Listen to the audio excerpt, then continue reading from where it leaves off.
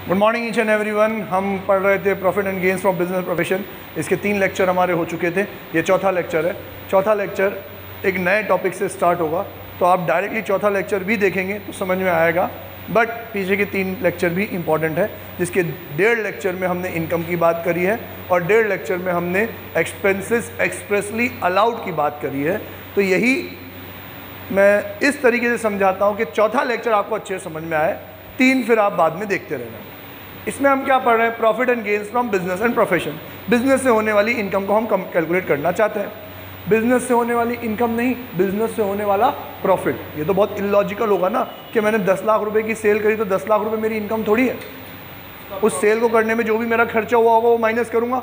Sir 8 lakh का material खर्चा वगैरह सब कुछ मिला के 8 लाख रुपए हो गए तो वो माइनस करूंगा। मेरी इनकम कितनी है? ओनली 2 लाख। मतलब हम बात कर रहे हैं किसकी? नेट प्रॉफिट की। 2 लाख रुपए हमारी इनकम। अब इस 2 लाख तक पहुंचने के लिए पहले मुझे चाहिए 10 लाख की इनकम, तो हमने वो पढ़ लिया लेक्चर 1 एंड लेक्चर 2 में। फिर हमें चाहिए 8 लाख का खर्चा। अब बिजनेस कंडक्ट करने के लिए आज के कॉम्पिटिटिव वर्ल्ड में बिजनेस करना बहुत डिफिकल्ट होता है। बहुत सारे अलग अलग तरीके के खर्चे होते हैं। सरकार ने उन खर्चों को 4 कैटेगरी में बांटा है। पहली category expenses expressly allowed. Expressly बोल के एक्सप्रेस किया कि ये वाले तो अलाउड है ही सही, मतलब सरकार इन खर्चों को क्या करना चाहती? प्रमोट करना चाहती आप ये खर्चा करो तो ये तो अलाउड है। फिर कहा expenses allowed under general commercial principles. General commercial principle मतलब दुनियादारी, कि भैया दुनियादारी के तौर तरीकों के हिसाब से बिजनेस करने के लिए ये सारे खर्चे करने पड़ते हैं, जिसको मैं कहता हूँ कॉमन सेंस। इसमें आप एक बात पढ़ोगे कि सर सैलरी अलाउड है एम्प्लॉयज़ को, तो यार ये लिखने की क्या ज़रूरत थी? ये तो एक्सप्रेस भी नहीं था, ये तो इम्प्लाइड है कि मेरे बिजनेस में जो नौकर चाकर काम कर रहे हैं उनको मैं सैलरी दूंगा। अलाउड है कि नहीं है? ऑब्वियसली अलाउड है। तो कुछ ऐसे खर्चे जो बेस्ड ऑन कॉमन सेंस दुनियादारी अलाउड है, वो आज अपन पढ़ने वाले हैं। Expenses allowed under general commercial principles. बाकी 2 एक्सपेंसेस एक्सप्रेसली डिसअलाउड, कि इनको तो हम अलाउ करेंगे ही नहीं। सर क्यों नहीं करेंगे? पर्सनल नेचर का खर्चा है तुम्हारा। क्यों नहीं करेंगे? कैपिटल नेचर का खर्चा है तुम्हारा। क्यों नहीं करेंगे? अनअप्रूव्ड चीज़ों में खर्चा किया है तुमने, तो नहीं करेंगे। देन चौथी कैटेगरी और बहुत छोटी category, expenses disallowed under certain circumstances. Certain circumstances मतलब वो खर्चे जो जनरली अलाउड थे या एक्सप्रेसली अलाउड थे, पर तुमने ऐसे सर्कमस्टेंसेस में कर दिए कि डिसअलाउड हो गए। सर ऐसा सर्कमस्टेंस मतलब जैसे सैलरी अलाउड थी ना, तुमने कैश में क्यों पे करी? कैश में अलाउड नहीं, तो फिर वो अलाउड चीज़ भी क्या हो गई? डिसअलाउड, क्योंकि सर्कमस्टेंसेस ऐसे आ गए। समझ में आया? हम क्या पढ़ चुके हैं? इनकम पढ़ चुके हैं। एक्सपेंसेस एक्सप्रेसली अलाउड पढ़ चुके हैं। क्या पढ़ना है? Expenses allowed under general commercial principle, जिसमें आपको याद रखना है सिर्फ और सिर्फ एक सेक्शन 37(1). ये यूँ कह रहा है कि अब हम 37(1) में जो भी बातें करेंगे ना, हो सकता है उसमें से कुछ चीज़ें आपको सेक्शन 30 से 36 में आ गई होगी। सर ये सेक्शन 30 से 36 क्या होता है? अरे भाई जो ऊपर पढ़ के आया अपन एक्सप्रेसली अलाउड वाली कुछ चीज़ें उसमें आ सकती है, बट जनरल कमर्शियल प्रिंसिपल के तौर तरीकों के हिसाब से भी वो अलाउड है। ठीक है, तो हमने सर एक पूरी लिस्ट बना दी। Following are the some general expenses allowable under section 37(1), और हमने उसको कैटेगरी वाइज बांट दिया। पहला एक्सपेंसेस रिगार्डिंग मैन्युफैक्चरिंग और परचेज। मैन्युफैक्चरिंग प्रोडक्शन में और परचेज करने में जो भी खर्चे होते हैं वो ये रही लिस्ट। मैंने आपको कहा कि आप लोग इनको रीड करो। 1 से लेके 9 कैटेगरी है, सब में अलाउड और डिसअलाउड बांट रखे हैं।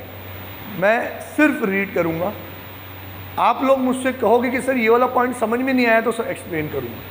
ठीक है, तो आपको भी मेरे साथ साथ पढ़ते जाना है और बताना है कौन सी वाली बात समझ में नहीं आई। Cost price of raw material और गुड्स, बेसिक कॉमन सेंस, जो रॉ मटेरियल गुड्स खरीद के लाया उसकी cost price. Octroi paid on the purchase of raw material और गुड्स। ऑक्ट्रॉय मतलब एंट्री टैक्स, एक स्टेट से दूसरी स्टेट में आता है तो एंट्री टैक्स पे करना पड़ता है। कैरेज इनवर्ड, अकाउंटिंग में बहुत पढ़ा है आपने, of raw material of goods.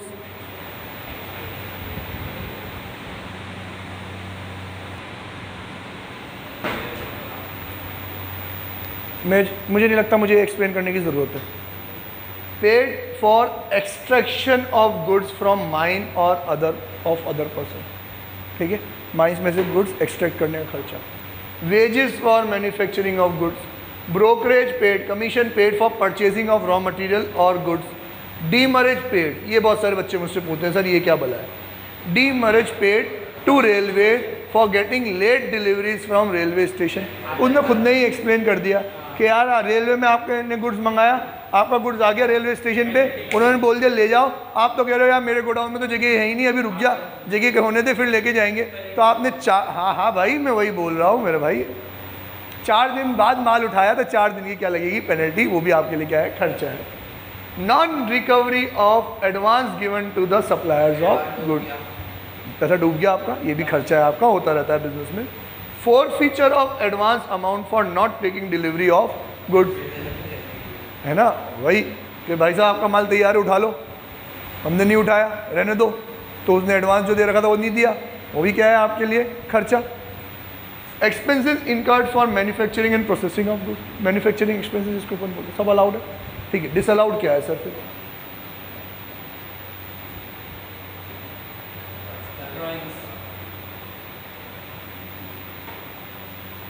Good cost of goods withdrawn for personal use, बताने की जरूरत नहीं थी।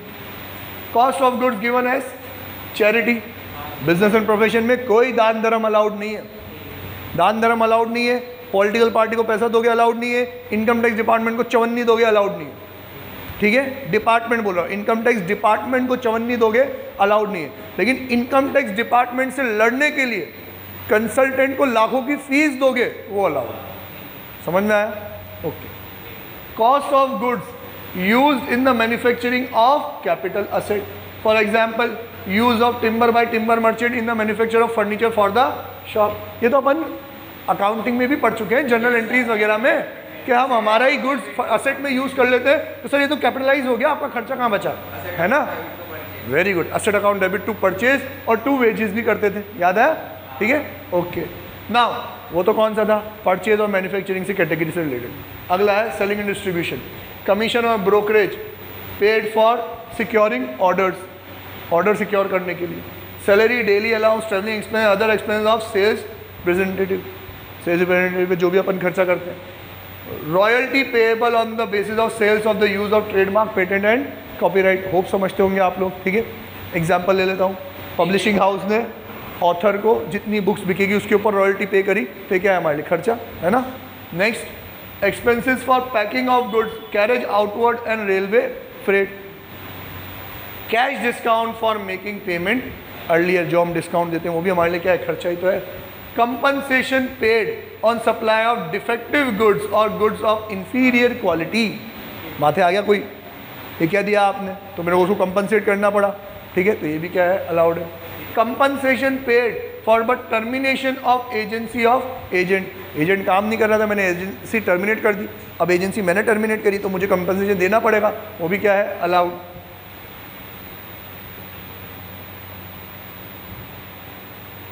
बेटा ये याद करने की जरूरत नहीं होती, इनको कॉमन सेंस होते ही हैं, ठीक है। Day to day operating expenses of office, electricity, water and cleaning expenses etcetera, expenses of printing, stationery, typing, computer, photostat, etc. Expenses of postage and telegram, etc. Telephone and telex expenses, deposit of new telephone, पुराने ज़माने की technology अब भूल जाओ इसको। Deposit of new telephone connection under the own your telephone scheme, ये भी खर्चा होता है, पर ये भी अब पुराना ज़माना हो गया, पहले ये स्कीम निकली थी गवर्नमेंट की, तेल लेने जान दो, मतलब फ़ोन टेलीफोन पे जो भी खर्चा करोगे, जैसे फैक्स होता है ना वैसे टेलेक्स होता है, ठीक है। Expenses on newspaper, magazine and other periodicals, conveyance expenses for official purpose, payment to common watchman etcetera, सब कुछ क्या है अलाउड है। डिसअलाउड, कॉस्ट ऑफ कंप्यूटर, अरे कहने की जरूरत है, कैपिटल एसेट है। Cost of dynamo for supply of electricity, DP unit लगती है बड़ी बड़ी फैक्ट्रीज के बाहर, ट्रांसफार्मर की छोटी यूनिट लगती है, तो वो भी क्या है कैपिटल एसेट है। Depreciation shall be allowed in section on these asset. अब देखो एम्प्लॉय पे क्या क्या खर्चा होता है निकम्मों पे,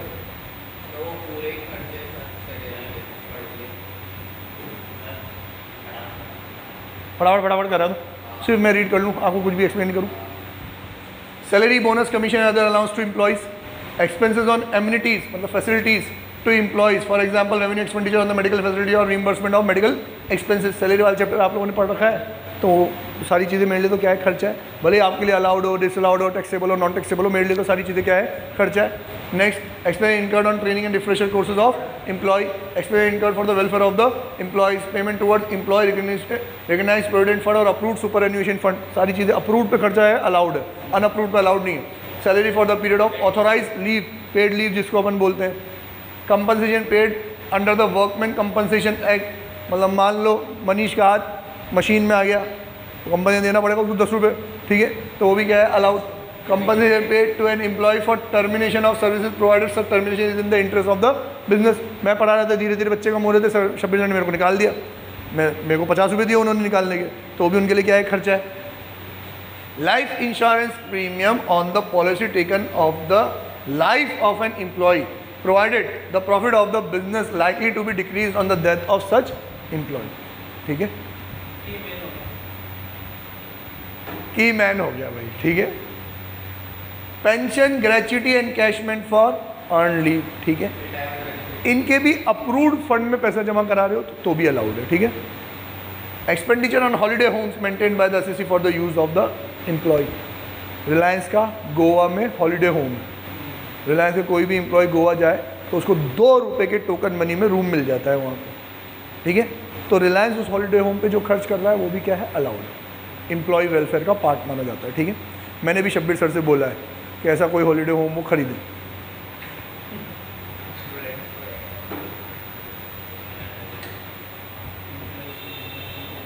डिसअलाउड, क्या क्या चीज़ें डिसअलाउड है, unrecognized, contribution to labour welfare fund और ट्रस्ट। अरे ये क्या भला है सर, ऊपर कह रहे हो लेबर के वेलफेयर के लिए जो भी खर्चा कर रहे हो अलाउड है, और यहाँ कह रहे हो लेबर वेलफेयर फंड डिसअलाउड है। बेटा लेबर के वेलफेयर पे खर्चा कर दो, तुम उनके नाम पे किसी फंड में पैसा जमा करा रहे हो ना, तो वो डिसअलाउड है। समझ में आया? हम लेबर का वेलफेयर करेंगे तो हम गल्ले में पैसे जमा कर रहे हैं, गल्ला अल्लाह डिसअलाउड है। जिस दिन पूरा पैसा खर्च कर दो उस दिन क्या हो जाएगा, अलाउड है, ठीक है। नेक्स्ट, प्रेजेंट्स और gifts given due to personal reasons, employee को दो अलाउड है, क्लाइंट्स को दो अलाउड है, इन पर्सनल रीजन से। मनीष की सेक्रेटरी रीटा को डायमंड की रिंग दे रहा है, पर्सनल रीज़न हो गया है तो ये डिसअलाउड है।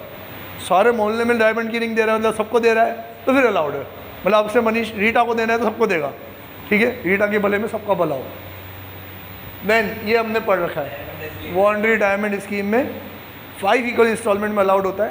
तो मैं कहूँगा ये तुमने लिखा ही क्यों, फोकट का पॉइंट बढ़ाने के लिए। यूँ कह रहा है कि 5 इक्वल स्कीम में अलाउड होता है ना, तो जिस साल आप पेमेंट करोगे उस साल 150 अलाउड होगा, 4/5 अलाउड नहीं होगा। तो गन चक्कर आगे आने वाले सालों में अलाउड हो जाएगा, तो ये पॉइंट लिखने वाली बात नहीं थी। लीगल एक्सपेंसेस स्टार मार्क कर लो, थोड़ा सा दिमाग लगता है, इंपॉर्टेंट है, कंफ्यूजिंग रहता है थोड़ा, और कंफ्यूजिंग रहता है। तो अब मैं आपको एक बात बता दूं, लीगल एक्सपेंसेस में आप मेरी एंड में 2 बातें सुनोगे, और 2 बातें सुनने के बाद अपने इंट्यूशन पे, अपनी गट फीलिंग पे भरोसा करोगे। अंदर से जो आवाज़ आती है ना उस पर भरोसा करोगे, ठीक है। Okay,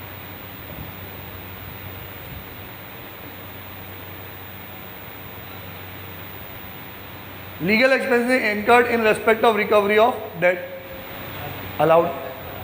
expenses incurred to avoid any liability और penalty in case of breach of certain contract, ठीक है। कॉन्ट्रैक्ट मैंने तोड़ दिया, किसी रीज़न से तोड़ा है, तो अब मेरे के ऊपर पेनल्टी वगैरह लग रही है, उससे बचने के लिए मैंने केसबाजी कर दी, तो वो अलाउड है, ठीक है। याद रखना पेनल्टी वर्ड कॉन्ट्रैक्ट में तो अलाउड है, लेकिन एक्ट में अलाउड नहीं है। पहला ज्ञान, क्या पहला ज्ञान? पेनल्टी वर्ड कॉन्ट्रैक्ट में अलाउड है। मेरे और प्रशांत के बीच का कोई कॉन्ट्रैक्ट है, तोड़ दिया, पेनल्टी लगती, प्रशांत के तरफ से मेरे ऊपर पेनल्टी लगती, मैं नहीं देना चाहता हूँ, केसबाजी चल रही है, अलाउड है, क्योंकि हम दोनों की आपस की बात है। मैंने कोई एक्ट तोड़ दिया, इनकम टैक्स, जीएसटी, कोई सा भी एक्ट तोड़ दिया, उसमें पेनल्टी लग रही है, और उस पेनल्टी से बचने के लिए मैं केस लड़ रहा हूँ, तो वो अलाउड नहीं। समझ में आया कि नहीं? ठीक है। Legal expenses incurred to remove an employee from service whose continuation in the business is harmful to the assessee. Legal expenses incurred in connection with assessment of sales tax, excise duty, custom duty and for appeals in relation thereto. मतलब indirect taxes जो अभी हमारे time पे क्या है, GST. Sir ये क्या भला है, इनके असेसमेंट कि मेरी जीएसटी की लाइबिलिटी कितनी आई है मैं खुद थोड़ी कैलकुलेट कर सकता हूँ बिजनेसमैन। ये तो कौन हायर करता है, कंसल्टेंट हायर करते हैं वो लोग, तो उस कंसल्टेंट की फीस क्या है, अलाउड। अब जीएसटी की तरफ से मेरे ऊपर क्या आ गई, डिमांड आ गई। डिमांड आई, मैं कह रहा हूँ 1 करोड़ की डिमांड निकाल दी, पागल हो रहेंगे, कौन सी इन्फॉर्मेशन लिया है। तो मैंने अपील कर दी, अपील में थोड़ी लड़ने जाऊँगा केस वहाँ पर, तो मैंने कंसल्टेंट हायर किया, वो अलाउड है। तो इसके लिए दूसरा ज्ञान,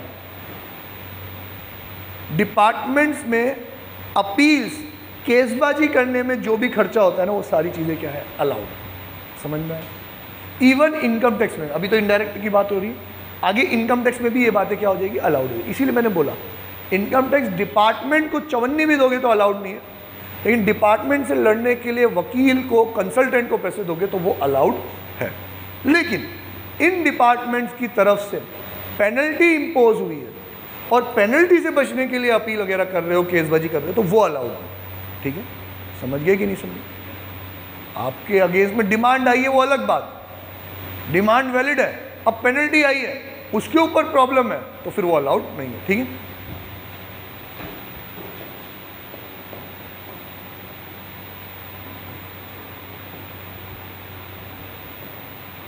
legal expenses incurred by a director of a company in defending a suit filed against him challenging the validity of his election as a director। आप लोगों ने मिलके मुझे डायरेक्टर बना दिया, शब्बीर सर ने एतराज़ कर दिया, इसको डायरेक्टर कैसे बना दिया, इसको ढंग से नहीं बनाया। आप लोगों ने पढ़ लिया ये कॉरम वगैरह डायरेक्टर्स वगैरह का? हाँ, फाइनल में है। हाँ, तो उसमें मतलब क्वालिफिकेशंस होती है कि डायरेक्टर्स बनने की इतना कॉरम होना चाहिए, ये होना चाहिए, वो होना चाहिए। तो किसी शेयर होल्डर ने केस कर दिया कि इसको जो डायरेक्टर चुना है ये इनवैलिड रीज़न से, गलत तरीक़ों से चुना गया है। अब वो डायरेक्टर केस लड़ रहा है कि नहीं नहीं मेरा इलेक्शन बिल्कुल सही है, तो वो खर्चा भी कंपनी के लिए क्या है, अलाउड है। ठीक है। Legal expenses incurred by a company for registering a winding a petition by a shareholder. Shareholder ने केस कर दिया, बंद करो कंपनी को, बेकार है, तो उसके लिए भी कंपनी को केस लड़ दिया, अलाउड है।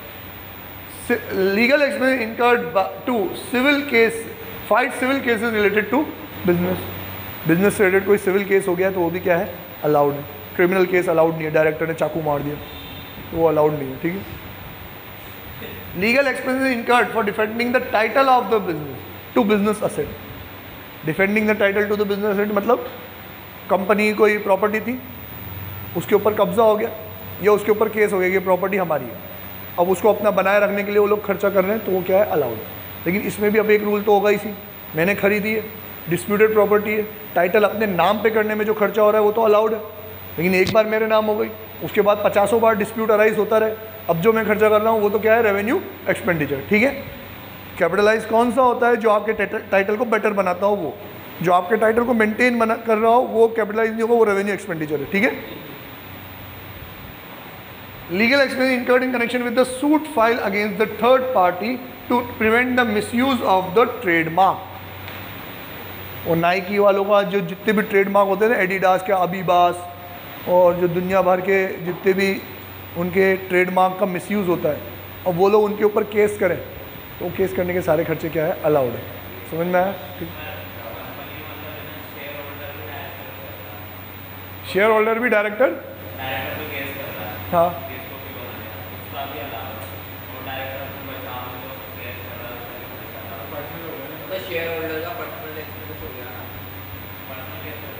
डायरेक्टर अपने बचाव में क्या केस करेगा, जब कोई कंप्लेंट फाइल करेगा तभी तो होगा ना सब कुछ, अलाउड है। किसका, शेयर होल्डर का खर्चा? शेयर होल्डर का खर्चा अलाउड नहीं है, डायरेक्टर का खर्चा अलाउड है। Disallowed expenses, legal expenses incurred in respect of criminal proceedings. Director ने चाकू मार दिया, अलाउड नहीं है। Legal expenses of filing an appeal to avoid penalty, ये आ गया। Impose for breach of law deliberately, अब ये वर्ड भी इंपॉर्टेंट है, डेलिबरेटली, जानबूझ के कानून तोड़ा है भाई, है ना। Legal expense incurred in connection with the acquisition of fixed asset, acquire करने में जो हुआ है तो कैपिटल एक्सपेंडिचर है। और for raising capital for business, capital raise करने में जो खर्चा हुआ है वो भी अलाउड नहीं है। ठीक है, चलो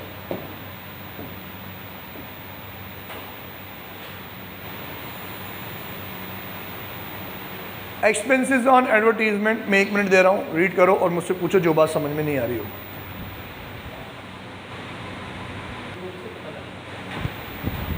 होप आप लोगों ने रीड किया होगा, सारी कॉमन सेंस वाली बातें हैं, मुझे नहीं लगता कोई चीज़ आपको समझ में नहीं आई होगी। आखिरी पॉलिटिकल पार्टी वाली, अब ये पॉलिटिकल पार्टी वाला पॉइंट कहाँ से निकल के आया कि पॉलिटिकल पार्टी कंपनीज को प्रेशराइज कर करके चंदा लेती है, ठीक है, हम आपका ये काम करा देंगे, नहीं करोगे तो फिर आपको ये काम साथ नहीं देंगे, ये वो चंदा लेती है, ठीक है। अब ये डोनेशन बिजनेस प्रोफेशन में तो अलाउड होता नहीं है, तो ये कंपनीज क्या करने लग गई, पॉलिटिकल पार्टी को पैसा तो उनको देना ही है, तो देती तो कैसे कि इनका जो पैम्पलेट छपेगा ना उसमें मेरा नाम आना चाहिए बिजनेस का, तो हमने जो पैसा दिया कि कौन सा दिया है, एडवर्टाइजमेंट का दिया है। सरकार ने कहा ये एडवर्टाइजमेंट भी अलाउड नहीं, तो पॉलिटिकल पार्टी को एडवर्टाइजमेंट करने के लिए आप 54 भी दे रहे हो तो अलाउड नहीं है। पर हम ये बोलते हैं पॉलिटिकल पार्टी को आप 54 भी दे रहे हो, डोनेशन दो कि एडवर्टाइजमेंट का दो, अलाउड नहीं है। तो दो लोग, एक इनकम टैक्स डिपार्टमेंट और एक पॉलिटिकल पार्टी, इन लोगों को 54 भी दोगे तो बिजनेस प्रोफेशन में अलाउड नहीं है। लेकिन फिर तो पॉलिटिकल पार्टी जाती तो सरकार भी जाती, तो फिर सरकार ने रूल कहाँ पे निकाल दिया, डिडक्शंस में, जीजीबी और जीजीसी, है ना, शानी है कि नहीं है, क्या बोला कि वहाँ बिजनेस एंड प्रोविजन में अलाउड नहीं, क्योंकि वहाँ तो एक ही हेड की इनकम होती, ये डिडक्शन में अलाउड है विदाउट एनी लिमिट 100%। पाँचों हेड का इनकम ही आप क्या दे दो, उनको डोनेट कर दो, सब कुछ अलाउड हो जाएगा। क्लियर है, समझना है? ओके बेटा, souvenir, brochure, track, pamphlet and like publication, souvenir वो घोषणा पत्र आता है ना, उसको बोलते हैं अपन, ठीक है। मेरे को पता नहीं ट्रैक किसको बोलते हैं, ट्रैक का मुझे पता नहीं है, तुम लोग देख लेना। नेक्स्ट, अगला कौन सा है आपका, टैक्सेस। बेटा इनडायरेक्ट टैक्सेस अलाउड है, डायरेक्ट टैक्सेस अलाउड नहीं है। अब सर इनडायरेक्ट टैक्सेस में भी दो स्कीम होती है, अभी अपन जीएसटी में पढ़ेंगे, एक रेगुलर और एक कंपोजिशन। रेगुलर में क्या होता है कि इनपुट आउटपुट का खेल खेला जाता है, तो आपकी जेब से तो कुछ खर्च नहीं हो रहा ना, तो अलाउड नहीं है। लेकिन कंपोजिशन में 1% सेल का 1% देना होता है, आप कस्टमर से चार्ज नहीं कर सकते, ठीक है, और आपको इनपुट भी नहीं मिलता, तो वो 1% आपका खर्चा है वो अलाउड है। समझ में आया कि नहीं आया? मीन्स इसको अपन और सिंप्लीफाई करके समझे तो यूँ है, जितने भी टैक्सेस अगर रिपेएबल है किसी रीज़न से, आपको वापस मिल जाएंगे तो नॉट अलाउड, लेकिन वो रिपेएबल नहीं है तो फिर वो क्या है, अलाउड। समझ में आया? हाँ। नेक्स्ट सर, डायरेक्ट टैक्सेस, ये तो अलाउड है, इसमें इनकम टैक्स, वेल्थ टैक्स लिखा हुआ है, और वेल्थ टैक्स तो अब अबॉलिश हो चुका है, सिर्फ क्या बचा है, इनकम टैक्स, अलाउड नहीं है।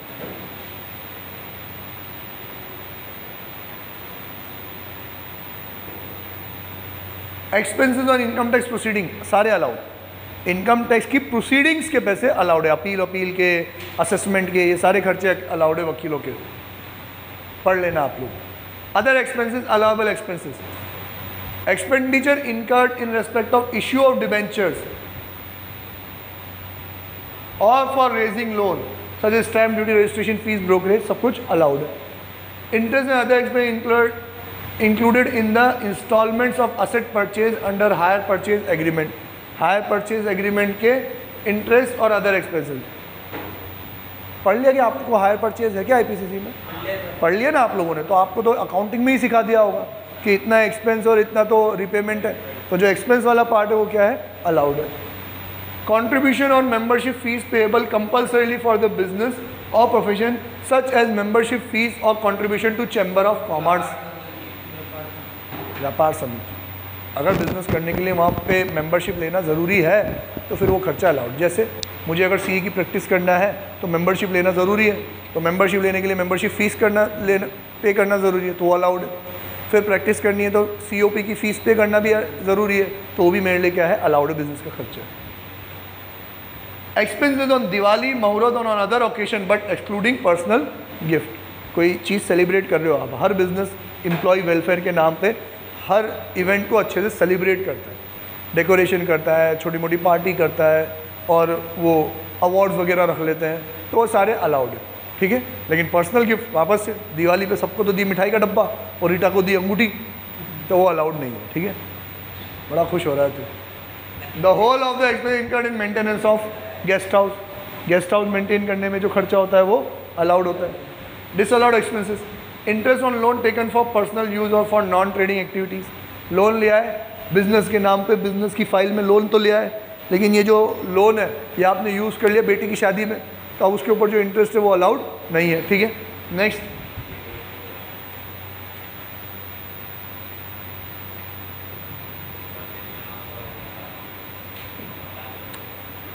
Subscription to political parties, all types of donation, charities, gifts and presents, expenses for raising capital for business. Raising capital allowed नहीं है, raising loan allowed है। फर्क समझ रहे हो ना आप लोग? ओके। अब आता है allowable losses। ये कौन कौन से लॉस अलाउड है? Losses should be actual and not imaginary, है ना यार। वो बच्चा डेमो लेने तो आया था और पढ़ने नहीं आया, हमारा तो नुकसान हो गया। ये कोई एक्चुअल लॉस नहीं, इमेजिनरी। समझ में आया यार? वो डील मिल जाती तो आज इतने प्रॉफिट में होता, सारा नुकसान हो गया। ये इमेजिनरी, अलाउड नहीं, actual allowed. Losses should be revenue not capital. बाढ़ आ गई, सब कुछ देखे चल गया, असेट गए, अलाउड नहीं। स्टॉक गया, रेवेन्यू एक्सपेंडिचर अलाउड है। Losses to be incurred during business and they should be in relation thereto. मेरे घर में चोरी हो गई, अलाउड नहीं। बिजनेस में चोरी हो गई, अलाउड है। ठीक है, बिजनेस का पैसा रात को घर ले गया, घर में चोरी हो गई, अलाउड नहीं है।